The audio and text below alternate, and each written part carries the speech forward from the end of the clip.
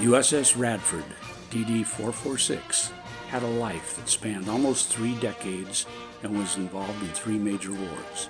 She was just one of 175 Fletcher-class destroyers built for World War II. This is her story. Radford was built alongside the USS Fletcher at Federal Shipbuilding and Dry Dock Company in Kearney, New Jersey. On 22 July 1942, she was the 5th ship of the 2,100-ton Fletcher class to be commissioned. She was named for Rear Admiral William Radford, who had overall command of the Union Squadron at Hampton Roads during the battle between USS Monitor and CSS Virginia in 1862. For the 6 months following her commission, Radford operated in the Atlantic, mainly involved in anti-submarine patrol along the east coast of the United States. Ordered to the Pacific in December of 1942, you see her here outfitted for her forthcoming deployment to the war zone. She joined the Cactus Striking Force, which was the name given to the naval forces engaged in the battle for Guadalcanal Island in the Solomons. Here on this map of the Solomons, you will see Guadalcanal and the other major islands in the archipelago. On 24 January 1943, Radford was credited as the first ship to shoot down enemy airplanes under full radar control without ever having seen the planes. She was fully engaged in bombarding Japanese positions and installations on Guadalcanal and other islands in the Solomons for the next 6 months.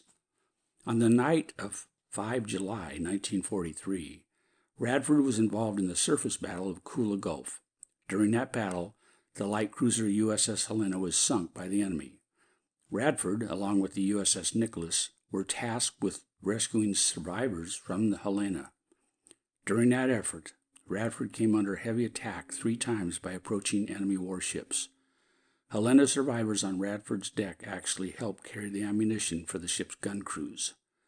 Following that harrowing night, Radford proceeded to the island of Tulagi to offload survivors she had rescued from the Helena. This is a photo of Radford as she arrived in Tulagi Harbor with 468 Helena survivors on her upper decks. A week later, during the night of 12 July, Radford acted as a screening unit for Task Group 36.1, while that force conducted an offensive sweep against Japanese cruisers and destroyers. This engagement took place in the New Georgia Sound, which was also known as the Slot. Extensive Japanese warship traffic in the Slot to resupply their garrison on Guadalcanal and other installations on islands in the Solomons gave rise to the term Tokyo Express. The engagement itself was referred to as the Battle of Kolombangara due to its location in the Slot. The Battle of Kolombangara resulted in the loss or damage to several U.S. ships, including the ship you see here, which is the light cruiser USS St. Louis. War-related modifications took the squadron, including Radford, back to San Francisco in December 1943 for a ship overhaul at Mare Island. By 2 February 1944, she was on her way back to the Solomons in the Pacific, where she shelled gun emplacements on Guadalcanal and Bougainville. Following action in the Solomon Islands, Radford proceeded to New Guinea in April 1944. There, Radford bombarded the beach at Humboldt Bay in support of landings on April the 23rd. She continued support of the New Guinea campaign with numerous escort runs and gunfire support missions. On 12 September, Radford sailed once again for repairs, this time in Pearl Harbor. On 20 November 1944, she headed right back out to the Pacific and steamed for the Philippine Islands.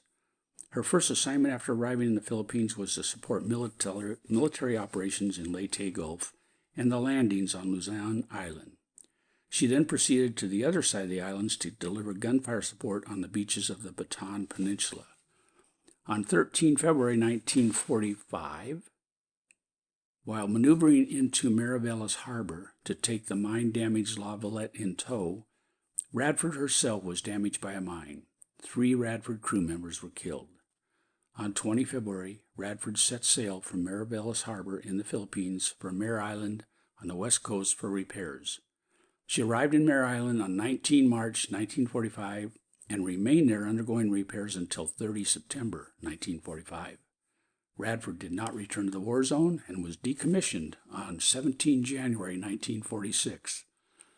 Following her decommissioning, Radford was placed in the Navy's Fleet Reserve in Suisun Bay, California, where she remained for almost 4 years before being recommissioned in San Francisco on 17 October 1949. She then proceeded to her home port in Pearl Harbor for local operations.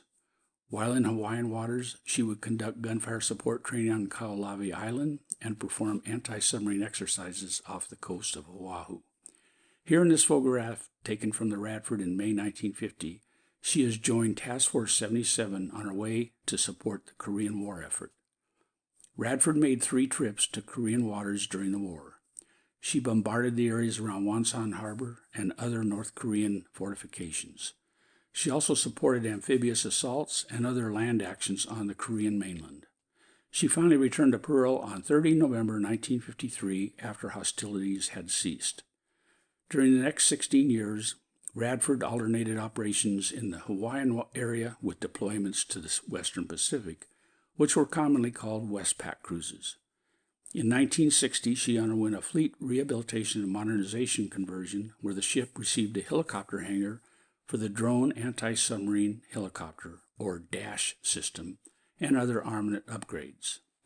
She continued operations in both Hawaiian waters and in the area of the South China Sea, and during 1954 to 1969, she made 12 cruises to the Western Pacific.